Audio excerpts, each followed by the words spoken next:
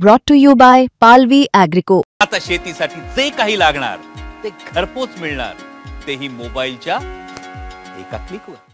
संध्याकाळची वेळ होती, गर्दी होती, काही लोक ऑफिसमधनं परत चालले होते, काही लोक फिरायला म्हणून बाहेर पडले होते आणि अशातच बातमी आली की लाल किल्ल्याजवळ मेट्रो स्थानकाजवळ गेट नंबर 1 पाशी स्फोट झालाय। एका गाडीमध्ये स्फोट झालाय, त्याचबरोबर आणखीन 3 गाड्या ज्या आहेत त्या सुद्धा जळालेल्या आहेत। अनेक जण जखमी झालेत, अनेक लोकांचा मृत्यू झालाय असा सुद्धा अंदाज बांधला जात होता आणि तेव्हापासून आतापर्यंत हा अंदाज बांधला जातोय किंवा हे जाणून घ्यायचा प्रयत्न केला जातोय की हा एक खरंच टेरर अटॅक होता का, कालपासून आजपर्यंत नेमकं काय झालेलं आहे, कुणाकुणाला अटक झालेली आहे, कशा सिक्वेन्सनी गोष्टी घडलेल्या आहेत, हे सगळं आपण या व्हिडिओतून समजून घेणार आहोत। नमस्कार, मी देवयानी आणि तुम्ही बघताय मुंबई तक।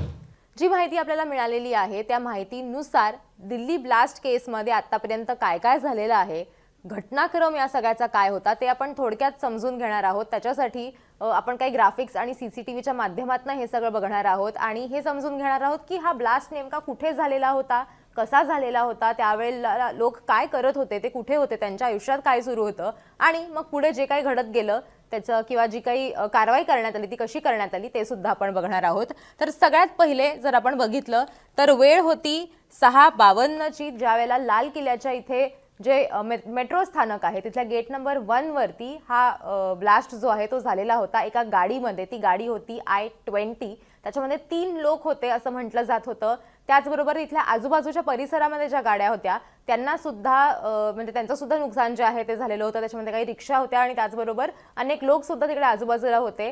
आता जो आकडा समोर आलेला आहे तो असा आहे की या संपूर्ण घटनेमध्ये, या ब्लास्टमध्ये 12 लोकांचा मृत्यू झालाय आणि 20 पेक्षा जास्त लोक जखमी आहेत असा आकडा आत्ता येतोय। पण हा आकडा अर्थात वाढू शकतो किंवा जे मृतांचा जो आकडा आहे तो वाढू शकतो असं सध्या तरी आपल्याला दिसतंय।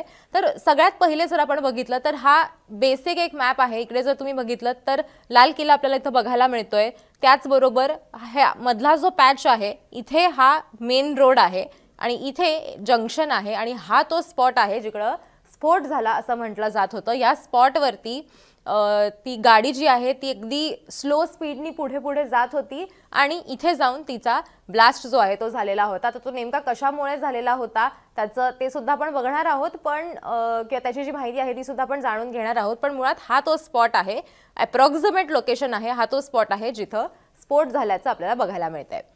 पुढे आपण जर बघितलं तर आणखीन काही इम्पॉर्टंट लँडमार्क्स इथे कुठले होते तर ते सुद्धा आपण समजून घेणार आहोत। काल ज्या वेळेला हा स्फोट झाला त्याच्यानंतर अर्थातच लोक घाबरलेले होते, सगळे इकडे तिकडे पळायला लागले। त्याच्यानंतर गृहमंत्री अमित शाह जे आहेत ते सुद्धा त्यावेळेला ही बातमी आल्यानंतर लगेचच तिथे पोहोचलेले होते। म्हणजे साधारण आपण जर बघितलं तर 6:55 ला अग्निशमन दलाला फोन गेलेला होता आणि त्याच्यानंतर 7:30 वाजेपर्यंत आग जी होती, कारण स्फोट झाला म्हणजे आग लागलेली होती, ती आटोक्यात आणण्यात आलेली होती। त्याच्यानंतर नॅशनल सिक्युरिटी गार्ड असेल, नॅशनल इन्व्हेस्टिगेशन एजन्सी असेल आणि फॉरेन्सिक विभाग असेल, हे सगळे या घटनास्थळी पोहोचलेले होते। आता इथं लाल किल्ला आहे त्याच्यामुळे अर्थातच सिक्युरिटी जी आहे ती इकडे असते, पण गर्दी सुद्धा तितकीच असते। त्याच्यामुळे ही अशी घटना घडल्यानंतर ताबडतोब तिकडे या सगळ्या एजन्सीचे जे लोक आहेत ते पोहोचलेले होते चौकशीसाठी, बघण्यासाठी की नेमकं काय झालेलं आहे आणि अर्थात सिच्युएशन कंट्रोल करण्यासाठी म्हणून।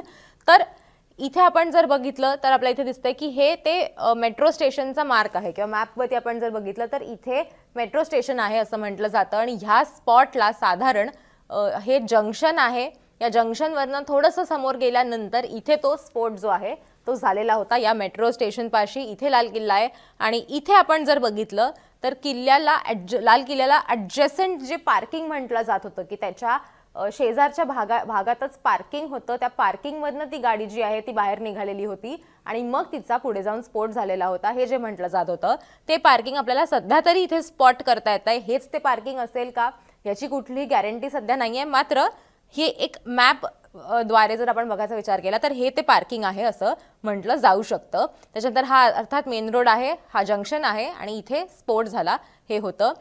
हा स्फोट झाल्यानंतर अर्थात हा सगळा भाग जो आहे आपण जर बघितला तर अगदी गजबजलेला आहे। अनेक मार्केट्स इकडे आहेत, अनेक लोक इथे फिरायला आलेले असतात आणि हे सगळं असल्यानंतर लोक जे आहेत ते प्रचंड पॅनिक झालेले होते। ज्या वेळेला स्फोट झाला त्यावेळेला काय घडलं याचा व्हिडिओ जो आहे तो सुद्धा आपण बघणार आहोत। त्या व्हिडिओमध्ये 2 लोक एकमेकांशी बोलताना दिसत आहेत. एक इंटरव्ह्यू जो आहे तो सुरू होता आणि तुम्ही बघितलं तर पटकन ते पॅनिक झाले, कारण मागे स्फोट झालेला होता आणि मार्केटचा हा साधारण एरिया आहे आणि इकडनं आपण ही पुढची सगळी दृश्य बघू शकतो की ज्यावेळेला स्फोट झाला त्यावेळेला काय प्रकारे किंवा किती त्याची तीव्रता होती हे सुद्धा याच्यामध्ये अगदी क्लिअरली आपल्याला बघायला मिळतंय. असंख्य लोकांची तिथे धावपळ झालेली होती, ॲम्ब्युलन्स आल्या किंवा त्याचबरोबर सगळ्या एजन्सीज ज्या आहेत त्या तिथे आलेल्या होत्या आणि हे सगळं झाल्यानंतर अगदी उशिरापर्यंत रात्री तिथे चौकशी जी आहे ती सुरू होती किंवा ती जागा जी आहे ती बघितली जात होती की तिथे नेमकं काय घडतंय. आता हे सगळं झाल्यानंतर काय झालं तर साधारण 9:23 केंद्रीय गृहमंत्री अमित शहा हे परिस्थितीचा आढावा घेण्यासाठी घटनास्थळी पोहोचलेले होते. या सगळ्या दुर्घटनेमध्ये जे लोक जखमी झाले त्यांना रुग्णालयात नेण्यात आलेलं होतं. लोकनायक रुग्णालय जे आहे तिथं त्यांना हलवण्यात आलेलं होतं. तिकडे बर्न सेंटर सुद्धा आहे, त्याच्यामुळे लोकांना पटकन जे लोक जखमी झालेले होते, नागरिक जखमी झालेले होते, त्यांना तिकडे ट्रीटमेंट मिळाली. आणि या सगळ्यामध्ये अमित शहा स्वतः रुग्णालयात गेलेले होते आणि त्याच्यानंतर घटनास्थळी येऊन सुद्धा त्यांनी पाहणी केलेली होती. त्याच्यानंतर पंतप्रधान नरेंद्र मोदी यांनी एक ट्विट करत मी सगळी माहिती जी आहे ती अमित शहा यांच्याकडनं घेतोय, मी सगळे अपडेट्स घेतोय असं म्हणत ज्या लोकांचं नुकसान झालंय, जे लोक जखमी झालेत किंवा ज्या लोकांचा मृत्यू झालाय त्यांच्या घरच्यांचं सांत्वन त्यांनी केलेलं होतं ट्विटच्या माध्यमातून. पुढे काय झालं आपण बघूयात. दिल्ली पोलिसांना जी संशयित गाडी आहे ती पार्किंग क्षेत्रातनं, जसं मी मगाशी म्हणले की पार्किंग क्षेत्रातनं ती प्रवेश करताना आणि बाहेर पडताना दिसलेली होती. त्यांच्या जे सीसीटीव्ही फुटेज त्याचं होतं ते समोर आलेलं होतं आणि त्याच्यानंतर दिल्ली पोलिसांनी UAPA एक्सप्लोजिव्ह ॲक्ट आणि भारतीय न्याय संहिता यांच्या अंतर्गत विविध कलमांमध्ये या स्फोटासंदर्भात गुन्हे जे आहेत ते त्यांनी दाखल केलेले होते. आता हे सगळं दृश्य जे आहे ते आपण बघतोय. आणखीन एक दृश्य आहे तेही आपण पुढच्या स्लाइडमध्ये बघूयात. तो त्याच वेळेसचा दुसऱ्या ठिकाणचा खरं तर व्हिडिओ आहे. हा सुद्धा त्यावेळेला तिथं जेव्हा ही घटना जी आहे ती घडत होती, ज्यावेळेला आवाज आला त्यावेळेला हे लोक तिथे पळाले किंवा इकडे तिकडे ते पळाले आणि घाबरले. कशी एक परिस्थिती निर्माण झालेली होती इमर्जन्सीची ते आपल्याला याच्यामध्ये साधारण बघायला मिळतंय. हे झाल्यानंतर जी गाडी होती, ज्या गाडीत खरं तर हा स्फोट झालेला होता, तो स्फोट कसा झाला तर त्याचं सुद्धा हे दृश्य आपल्याला इथं बघायला मिळतंय. आणि ही गाडी जी आहे ती त्या पार्किंग स्पेसमधनं बाहेर पडताना आपल्याला दिसते. पार्किंग स्पेसमधनं ती बाहेर पडत असते आणि ही व्यक्ती जी आहे ह्या व्यक्तीनीच हे सगळं प्लॅन केलेलं होतं असा संशय जो आहे तो सध्या व्यक्त केला जातोय. जैश-ए मोहम्मद यांच्याशी संबंध असलेला हा तो डॉक्टर आहे, उमर याचं नाव आहे. उमर मोहम्मद यानं स्फोट केला असं म्हटलं जात होतं. आपण जर बघितलं तर कालचीच घटना आहे की काल हा ब्लास्ट झाला त्याच्या अगदी काही वेळापूर्वीच फरीदाबादमध्ये, म्हणजे ते जे अगदी तासाभराच्या अंतरावरती आहे दिल्लीपासनं, तिकडे साधारण जी स्फोटकं आहेत, रायफल्स असतील, अशी असंख्य गोष्टी ज्या आहेत त्या जप्त करण्यात आलेल्या होत्या. एक मोठी कारवाई जी आहे ती हरियाणा पोलीस आणि जम्मू काश्मीरच्या पोलिसांकडनं करण्यात आलेली होती. त्याच्यामध्ये साधारण 360 किलो ॲम्युनेशन ज्याला म्हणतात ते गोळा करण्यात आलेलं होतं किंवा ते जप्त करण्यात आलेलं होतं. आणि या सगळ्यामध्ये कोणाचा सहभाग होता तर 3 ते 4 डॉक्टर्सचा सहभाग होता ज्यांनी हे सगळं घडवून आणलेलं होतं. त्याच्यातल्या 2 डॉक्टर्सला दुपारी अटक करण्यात आलेली होती आणि त्याच्यानंतर आपण जर बघितलं तर संध्याकाळी हा ब्लास्ट झालेला होता. त्याच्यामुळे असं म्हटलं जातंय की ज्या वेळेला फरीदाबादमध्ये ही सगळी कारवाई झाली आणि त्यांना अटक करण्यात आली त्याच्यानंतर पॅनिक होऊन हा अटॅक जो आहे तो करण्यात आलेला होता. आता तुम्ही म्हणा की पॅनिक सिच्युएशन नक्की कशी तयार झाली तर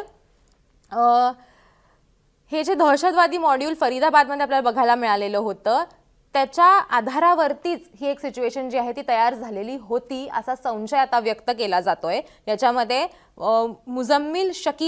डॉक्टर मुझम्मिल शकील जे होते ज्यांना फरीदाबादमध्ये ज्याला अटक करण्यात आलेली होती त्याच्या संपर्कात उमर असेल असा संशय व्यक्त केला जातोय आणि त्याच्यामुळेच अर्थात त्यांनी घाबरून किंवा आपल्यालाही पकडलं जाईल किंवा आपल्याकडे असलेल्या ॲम्युनेशनचं सुद्धा काहीतरी होऊ शकेल, आपल्यावरती कारवाई होऊ शकेल म्हणून त्यानं हा अटॅक केलेला होता किंवा त्यांनी हे घाईघाईमध्ये हा अटॅक प्लॅन करून लाल किल्ल्याच्या परिसरामध्ये हा अटॅक केला असं म्हटलं जातंय. पण हा अजून संशय आहे, तपास जो आहे तो अजून सुरू आहे आणि तेच पोलिसांनी सुद्धा सकाळी सांगितलेलं होतं की आम्ही अजूनही सगळी इन्क्वायरी जी आहे ती करतोय आणि जोपर्यंत इन्क्वायरी पूर्ण होत नाही तोपर्यंत कुठल्याही कन्क्लुजनवरती पोहोचणं, कुठलेही निष्कर्ष काढणं हे चुकीचं ठरेल असं त्यांचं याच्या सगळ्यामध्ये म्हणणं होतं. आता ही जी गाडी होती या गाडीमध्ये नेमकं काय होतं, हा स्फोट जो आहे तो कसा झालेला होता किंवा काय संशय व्यक्त केला जातोय ते आपण समजून घेणार आहोत. ही I-20 जी गाडी आहे ती मुळात कोणाची होती, तर ती उमरची होती का, तर नाही, उमरचा त्याच्याशी काही संबंध नव्हता, कारण ती गाडी उमरच्या नावावर रजिस्टर्ड नव्हती. आपण जर पुढचं दृश्य बघितलं तर आपल्याला त्याच्यामध्ये लक्षात येईल की ही गाडी हरियाणाची आहे हे त्याच्या नंबर प्लेटवरनं स्पष्ट होतं. ज्यावेळेला ही CCTV फुटेज मिळालं त्याच्यानंतर ही गोष्ट कळली की हरियाणाचा नंबर प्लेट जी आहे ती आपल्याला याच्यामध्ये बघायला मिळतेय. मग असा प्रश्न पडला की ही गाडी नक्की आहे कोणाच्या नावावरती, तर हरियाणा पोलीस यांच्याशी कोऑर्डिनेट करून ही माहिती मग समोर आली की ही गाडी जी आहे ती मोहम्मद सलमानची होती, ज्यानं नंतर ती नदीम नावाच्या एका व्यक्तीला विकलेली होती. त्याच्यानंतर ही कार फरीदाबादमध्ये car dealership royal car zone या नावाच्या एका दुकानाला देण्यात आलेली होती. त्याच्यानंतर ही गाडी तारिक नावाच्या एका व्यक्तीनं खरेदी केलेली होती, जो पुलवामाच्या इथं राहतो, आणि त्याच्याच नंतर ही गाडी उमर मोहम्मद यांनी याच्या ताब्यामध्ये तारिकनं दिलेली होती आणि उमरनं हा सगळा हल्ला केलाय असं जो संशय आहे तो व्यक्त केला जातोय. आता या सगळ्या प्रकरणामध्ये याच्यानंतर काय घडलं, ज्या वेळेला ही माहिती समोर आली की ही गाडी कोणाची आहे किंवा ही गाडी इथपर्यंत आली कशी किंवा नंबर प्लेटवरनं ज्या वेळेला हे सगळं ट्रॅक करण्यात आलं त्याच्यानंतर हे बघण्यात आलेलं होतं की ह्यांचे पत्ते काय आहेत किंवा हे कुठे राहतात. आणि ही सगळी चौकशी झाल्यानंतर उमरचे भाऊ आणि त्याची आई यांना अटक जी आहे किंवा त्यांना ताब्यात घेण्यात आलेलं होतं, अटक करण्यात आलेली होती आणि त्यांची चौकशी जी आहे ती सुद्धा सुरू आहे. ती चौकशीतनं त्याच्या आईची DNA टेस्ट जी आहे ती करण्यात आलेली आहे आणि मग या DNA टेस्टमध्ये हे निष्पन्न होईल की उमरचा मृत्यू हा घटनास्थळी ज्यावेळेला स्फोट झाला तिथेच झाला का आणि गाडीत आपल्याला जी व्यक्ती दिसतीये ती व्यक्ती उमरच आहे का. आणि हे सगळं कन्फर्मेशन जे आहे किंवा ही सगळी माहिती जी आहे ती गोळा करण्यासाठी फॉरेन्सिक्स टीम असेल, इतर एजन्सीज असतील, या काम करतायत आणि त्याच्यासाठीच DNA टेस्ट जी आहे ती सुद्धा करण्यात आलेली आहे. गृहमंत्री अमित शहा यांनी IB प्रमुख, NIA DG आणि दिल्ली पोलीस आयुक्तांसह एक बैठक जी आहे ती घेतलेली आहे. आणखीन एक बैठक जी आहे ती प्लॅन करण्यात आलेली आहे पुढची परिस्थिती जी आहे त्याचा आढावा घेण्यासाठी. आणि हे सगळं झाल्यानंतर आपल्याला लक्षात येणार आहे की नेमकं काय घडलेलं आहे. अगदी काही वेळापूर्वीच राजनाथ सिंह यांनी सुद्धा एक पत्रकार परिषद घेत हे सांगितलेलं आहे की ज्यांनी हे केलेलं आहे त्यांची सुटका होणार नाही. हे जर मुद्दाम केलेलं असेल तर त्याची शिक्षा जी आहे ती त्यांना देण्यात येईल. इन्व्हेस्टिगेशन ऑनगोईंग आहे आणि त्याची माहिती किंवा त्याचे फाइंडिंग्स जे आहेत ते काही वेळातच आम्ही तुमच्या समोर सादर करू असं त्यांच्याकडनं सांगण्यात आलेलं आहे. हे सगळं झाल्यानंतर काय झालं तर फक्त दिल्लीमध्येच नाही तर मुंबई असेल, त्याचबरोबर फरीदाबाद असेल, लखनौ असेल, या आग्रा असेल, या सगळ्या ठिकाणी पोलीस सुरक्षा जी आहे ती वाढवण्यात आलेली होती. सगळे चेकपॉइंट्स, रेल्वे स्टेशन, विमानतळ, मेट्रो स्टेशन्स आणि बॉर्डर्स म्हणजे एका राज्यातून दुसऱ्या राज्यात जातानाच्या ज्या बॉर्डर्स आहेत सगळीकडे कसून चौकशी जी आहे ती सुरू करण्यात आलेली आहे. आणि ही सगळी चौकशी झाल्यानंतर आता एक अलर्ट जो आहे, हाय अलर्ट देण्यात आलेला आहे. त्याच्यामुळे सगळ्याच राज्यांमध्ये पोलिसांना सतर्क राहा असं सांगण्यात आलेलं आहे. पण जो प्रश्न या सगळ्याच्या शेवटी उपस्थित केला जातोय तो असा आहे की दुपारी ज्यावेळेला इतकी मोठी कारवाई झालेली होती त्याच्यानंतर संध्याकाळी असा हल्ला होऊ शकतो याची कल्पना आपल्या इंटेलिजन्स एजन्सीजला आलेली नव्हती का, किंवा त्याच्यासाठी त्यांनी सुरक्षा जी आहे ती आधीच वाढवायला हवी होती अशी प्रतिक्रिया अनेक लोकांकडनं व्यक्त करण्यात येते. विरोधक असतील, काँग्रेस असेल, काँग्रेसकडनं सुद्धा असंख्य ट्विट्स करून हे म्हटलं जातंय की हे पुन्हा एकदा गृह